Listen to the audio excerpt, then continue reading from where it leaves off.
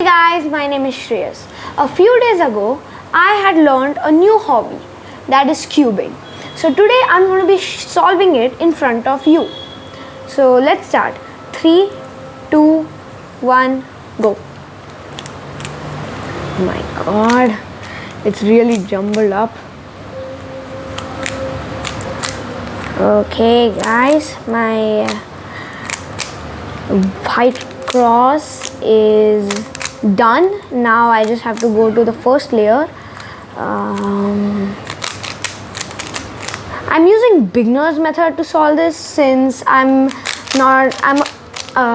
new to this skill and I have to get a lot better. So still, it's beginner's method is not the greatest method, I know that, because if you learn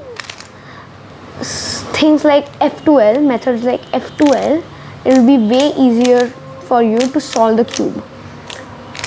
I'm currently learning F2L, but yeah, I've learned it, but my top speed is 2 minutes, so that's pretty bad.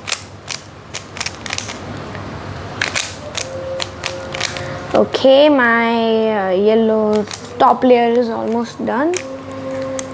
My 2 layers are done. Now the last layer. Okay. 3.